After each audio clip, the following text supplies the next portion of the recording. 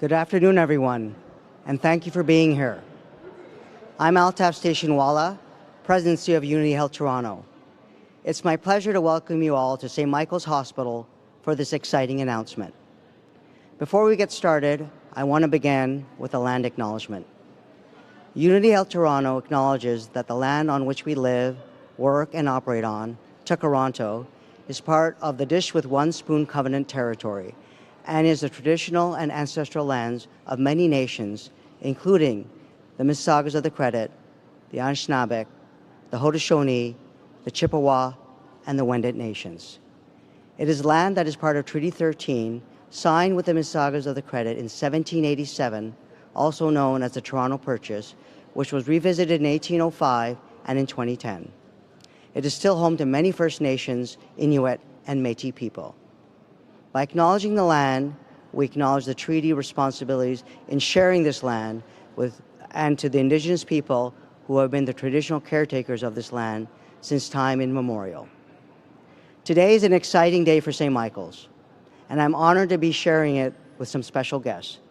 Deputy Premier and Minister of Health, Sylvia Jones, who has been a true partner in our efforts to improve the care experience and spaces at Unity Health. Carrie Cook, member of the St. Michael's Foundation Board of Directors.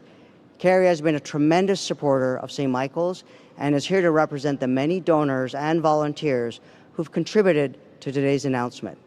And last, but certainly not least, I'm proud to be joined by members of our Unity Health executive team and our board chair, Nora Offreiter, who's been a true champion in all of our efforts to improve the care experiences for patients. Thank you all for being here. St. Michael's is known for providing compassionate and connected care to everyone that comes through our doors. We serve as a regional referral center for trauma, stroke, cardiac, retina, neurosurgery, and other complex acute care needs. Patients travel long distances to receive life-saving care from our world-leading experts and our state-of-the-art technologies. We see every day how significant the emergency care environments are in supporting people during some of the most critical moments in their lives. As one of only 2 adult level 1 trauma centers in Canada that is accredited by the American College of Surgeons, our emergency department is one of the busiest and most complex in the country. Behind every patient visit is a person, a family, and a community counting on us to deliver exceptional care with compassion, urgency, and dignity, and without exception. But healthcare is never built alone. Progress happens through partnership between hospitals, frontline teams, government, and generous donors, all working together towards the same goal: better, compassionate care and better outcomes for patients. Today's announcement reflects that shared commitment. We are proud of the collaboration that has brought us to this moment. And with that, it is my pleasure to invite Minister Sylvia Jones to the podium for today's announcement. Minister Jones?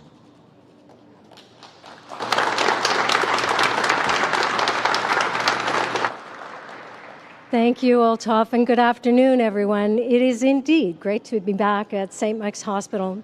Thank you to the team at St. Michael's and Unity Health Toronto for hosting us today, and for everything you do to provide exceptional world-class care to patients and their families each and every day.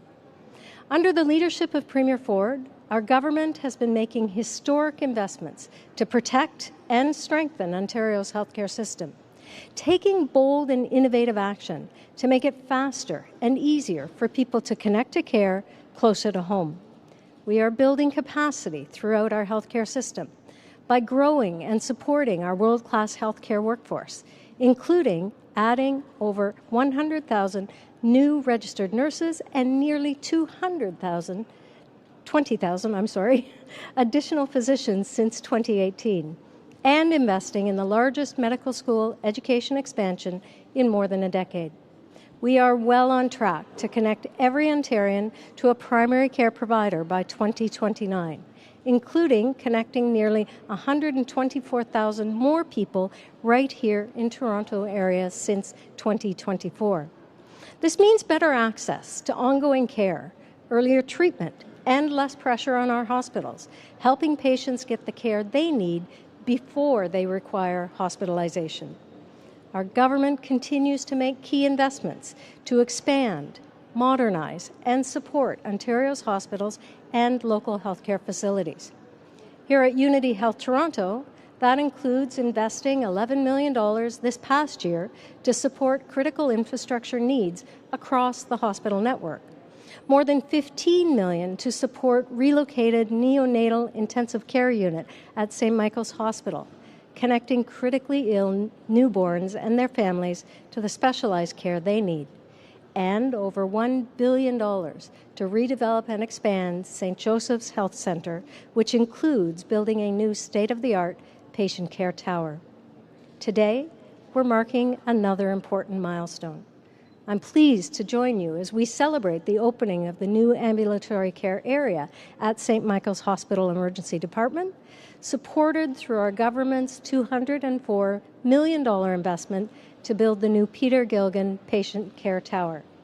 By renovating the historic Shooter Wing to house the expanded ambulatory care area, this new facility will serve approximately 75,000 visitors the emergency department receives each and every year, allowing the hospital to better manage low acute cases, reduce patient wait times, and deliver better access to care. This project has been part of our government's plan to invest approximately $64 billion in healthcare infrastructure, supporting more than 50 major hospital projects across Ontario over the next 10 years. Today's milestone at St. Michael's is another way we are expanding access to world-class care in Toronto and across the province, ensuring more people and families can access the right care in the right place for generations to come. Thank you again to the incredible team at St. Michael's Hospital and to the amazing healthcare workers at Unity Health Toronto and across our city for your dedication, for your compassion, and the tremendous impact you have on people's lives each and every day. It's now my pleasure to invite Dr. Stephen Lin to share a few words about the expansions. Thank you. Stay well.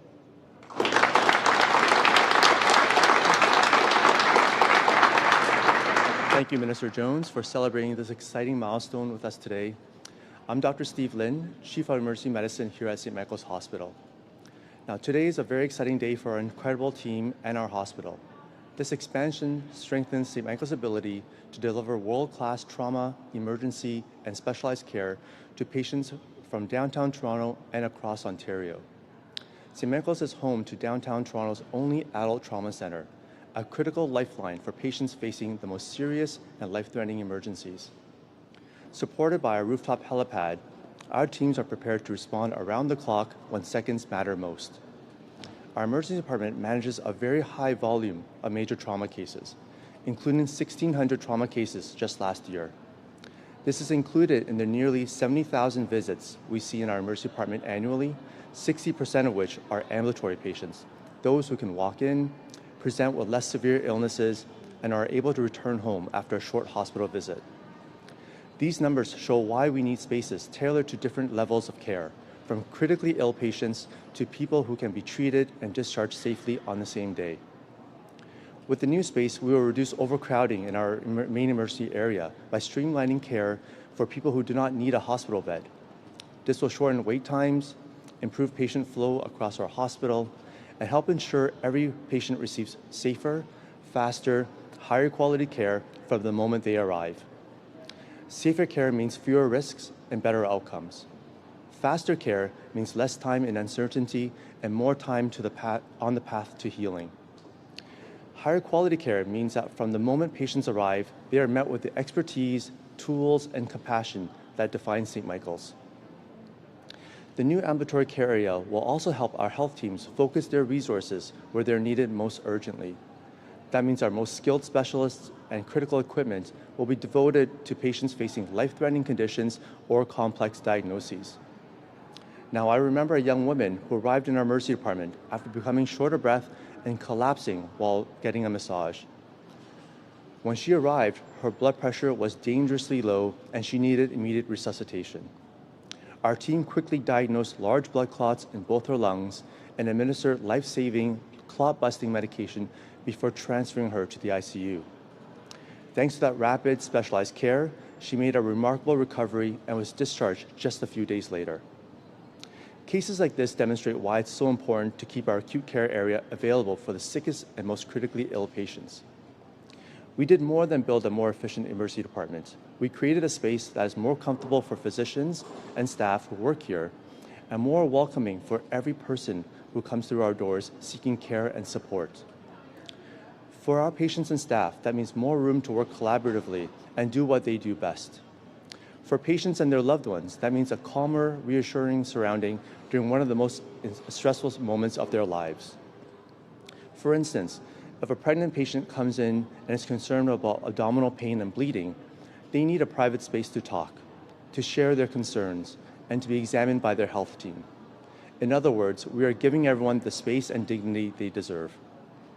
Now, none of this would be possible without the Government of Ontario and leaders like Deputy Premier and Health Minister Sylvia Jones, and the generosity of our donors, including Gary and Donna Slate, Ada Slate, and the Slate Family Foundation, the RO Family Foundation, and BMO Financial Group. Thank you most sincerely for enabling St. Mike's to deliver the best possible care when it matters most. It is rooted in our founding promise as Toronto's urban angel to care for all. Thank you again for making this possible.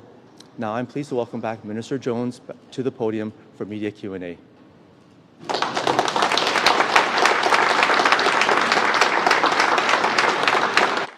We will now open it up to questions from the media. Media present, please line up behind me at the microphone and state your name and outlet. As a friendly reminder, the format is one question, one follow-up. Hi, Minister. Tina Yazdani with the Trillium. There's rallies happening today outside of Queen's Park. Thousands of healthcare workers are here, accusing the government of attempting to privatize the healthcare system. And I know that the government does make significant investments in the public system, but given the significant investments also in the private system and private clinics, are you willing to admit that your government is working towards a two-tier system at this point? Absolutely not. It has never been an either-or conversation, which frankly I think some organizations try to make it so. I think of the 50 new MRIs that have been operationalized across Ontario hospitals since we took government. In hospitals that never had an MRI before. So as we make those investments with our hospital partners, yes, we are also making it in community with community partners. And when we do that, we give patients options. We ensure that our wait lists continue to shrink. Ontario leads in terms of MRI wait times. We have the lowest wait times across all Canadian jurisdictions. So when we make the investments in both our hospital system and in our community, we're actually making more choices available to the patients. Isn't that the very definition of a two-tier system, though? Can you explain the differences to me then? It absolutely means that that individual with an OHIP card can make a choice about whether that MRI, that CT scan that they need and their physician or primary care provider has requested, they make a choice about where they want to have that. Could be in their community hospital, particularly as we expand MRI and CT access, and yes, it can be in a community facility that might be more convenient and closer to home. So again, I would say we are making sure that publicly funded healthcare access is available not only in our hospitals, which we absolutely need, but as Dr. Lynn said, we need to make sure that our hospitals and our acute care facilities continue to have the capacity to treat our most ill patients. And the way to do that is also expand community care. I just want to quickly, just one last question if I can, regarding the rally again. Do you have a message to these hospital workers, these healthcare workers who have concerns about hallway healthcare, long ER waits, closures, staffing cuts? What would your message be to the thousands of people here rallying today? My message would be you have a partner with the provincial government. You have a leader with Premier Ford who has shown through our financial investments for hospitals, for healthcare in general, that we are making sure that the entire system is expanding and improving.